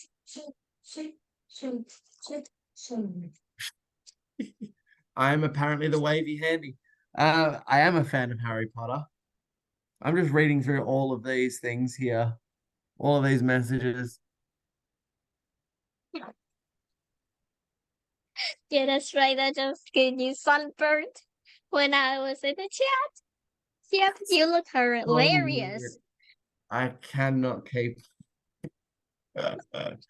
Thank you for making that beautiful sunburn picture, Victoria. It's very nice. All right, I got I time for. I also sent you the picture of Alice. You did. Sorry, There's a Alice. turtle burger saying "Help me," and then I'm Santa Claus, and I'm also a clown somehow. Oh my goodness. I'm good. You melted me. Okay, so I got time for 3 more questions. We're going to go Mary, Dino, Stitchy, and Bye. Lily.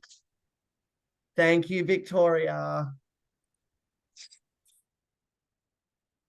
Mary, what's your question this evening? Okay, so if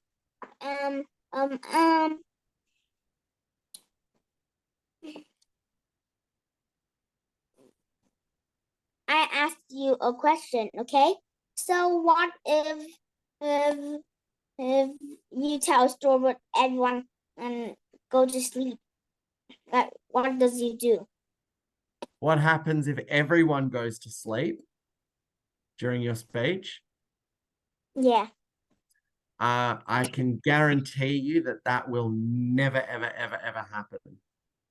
Oh, Yep, I never had a speech. So I think if everyone go to sleep, I make a party. Yeah, just have a party up on the stage while everyone's sleeping. Yeah.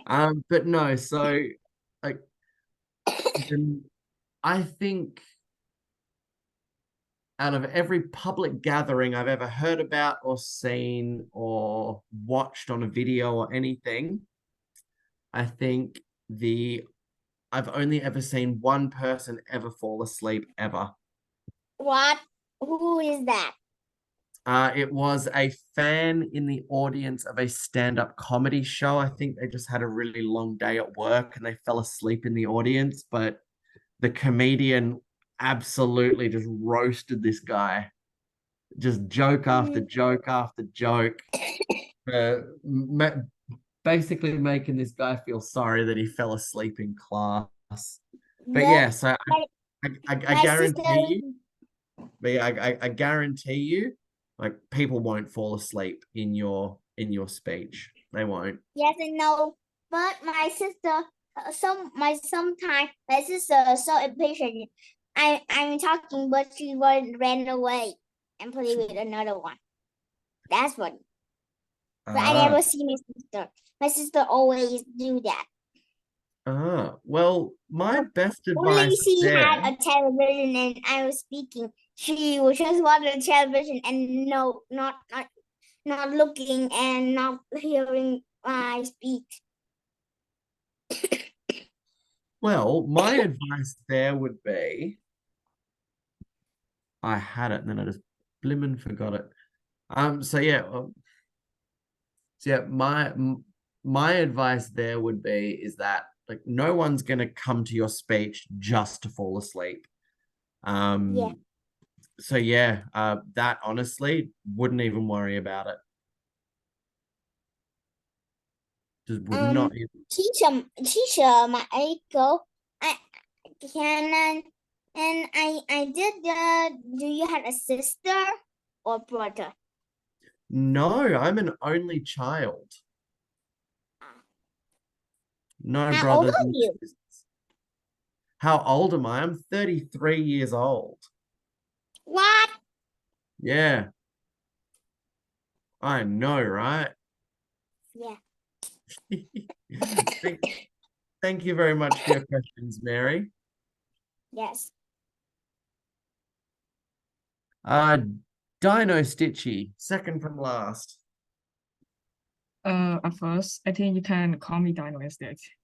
It's really weird to call me Stitchy. You can call me Dino just for easy one. Okay, what's your question, Dino? If you were me, then what would you do if your friend saying a lie to you? But it's not like well, they just say the lie to protect you. Then what will you think? They just said a lie to protect you. But Well, that's when you don't when- know, okay? That's when you don't know. So when I was younger, I probably would have appreciated my friends not giving me the bad news. I would have probably appreciated them keeping that from me. But nowadays, if I have a problem, I would prefer to know about it. So if you ask me right now, I would want them to not lie to me. I want them to tell me the truth. But if I was younger, I probably wouldn't be able to deal with that. So I'd want them to lie to me so I'd feel better. Well, I have a friend. Well, he sometimes tell me something like, he did tell some lie to me to hide. Well, there's one time he tell 1 hour ago, he just said that lie to me about like our teacher. No, oh no. The teacher in the teachers us. Well, he sent a weird video to our class. Well, basically that video went out and everyone in my high school know about that. Then, well, I actually got sent one too, but he stopped me as possible and I was like, what are you doing, bro? Why did you stop me not to watch that video? And he was like, there's nothing to watch. Yeah. Okay. And after in today, I was asking my other friend, and like she said to me that that video really gross. You shouldn't watch it. And Yeah. seriously thought, because of curious, I actually watched it. Wow, and let me say this, it's not a good ending. It's not a good ending. 100% it is. Oh So my. I would say there, just to kind of put a cap on, just to kind of finalize that question, the answer to that question, I would say, people lie because they don't feel comfortable telling the truth. Be that they don't want to get yelled at by someone, they don't want to upset someone, they don't want to make them angry, whatever the situation there. But at the end of the day, the people that you want to be your friends are the ones that will tell you that uncomfortable truth. So, for example, if you can't smell that your breath stinks, would you rather your friends lie to you and say everything's great and you're walking around breathing on everyone with your stinky breath?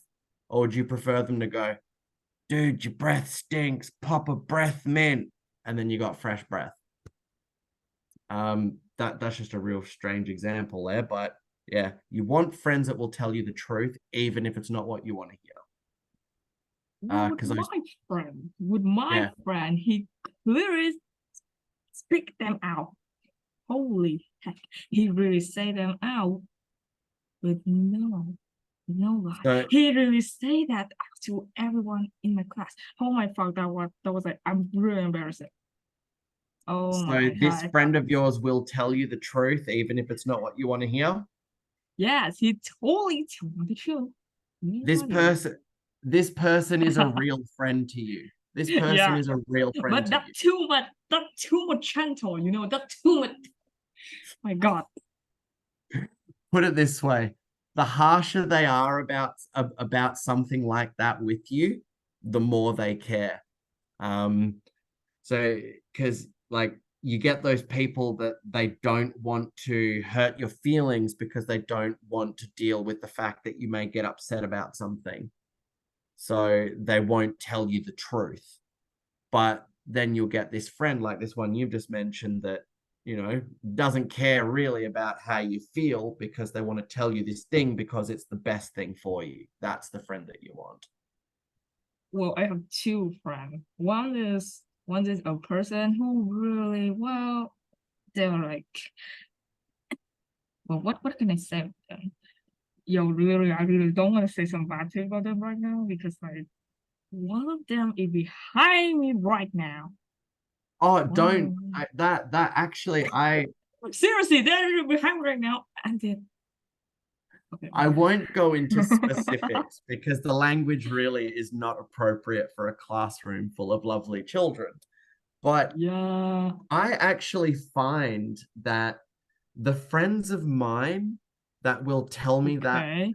that awful truth that I don't want to hear, but I need to hear, I find that I'm able to say more horrible things about them as a joke, like, you know, like Okay. where Oh you yeah, muck yeah, around I with know your that. friends, you say mean things like that. Like, I find that I'm able to make more horrific jokes about those serious friends than I am about the ones that wouldn't tell me the bad news. I find that they tend to kind of, you make a joke about them and they get upset and they run away, sort of thing.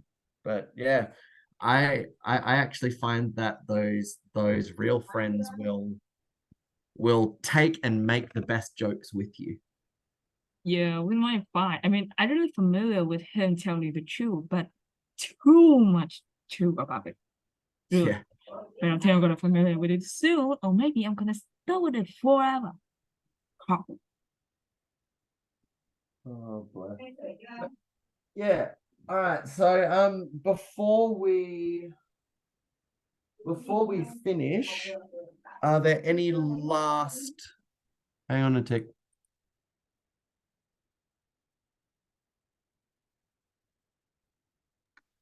Question? So teacher, as far as I noticed, all of these techniques are not obvious and requires the reader to think about it. For example, exaggeration and metaphor. So if we use those techniques too much in our speech, does it confuse the listener? Yes and no. Very good question, Ken. So if you, I'm trying to formulate my answer in my head there. Good question. So I've gone blank. Ken, can you ask me the question again? Remind me. I've gone forgetful. So if we use those techniques you have just mentioned before in a speech too much, like we abuse them, does it confuse the listener? Ah, yes. So some of the techniques, yes. Some of the techniques, no. So if you overdo anything, then it's going to be too much and it's going to lose its effectiveness. So yeah, I would say play with these techniques sparingly. So don't just, you know, like you said, don't just go like exaggeration, exaggeration, exaggeration, this. Be very minimal with those techniques. Use them well rather than using them lots. But I've never found these techniques to confuse an audience. They only tend to kind of annoy the audience and then go, I'm not willing to listen to this anymore. That's really all that happens, but yeah.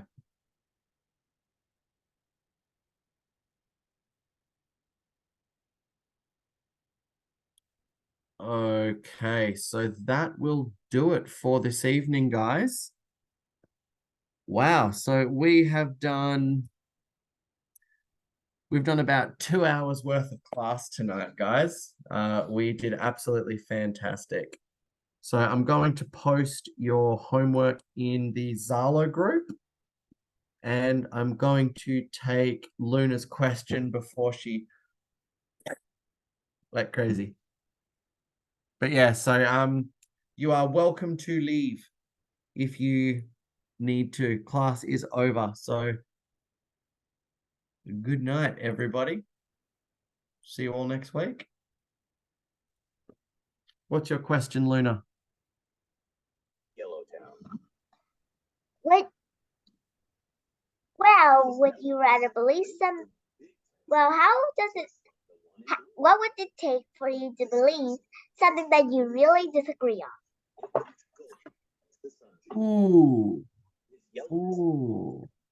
as the soldiers told him about Tommy's green footprints. Most normal people, I would say you would just need some strong, convincing evidence to sway them. Into But Tommy's I tend to be very untrusting.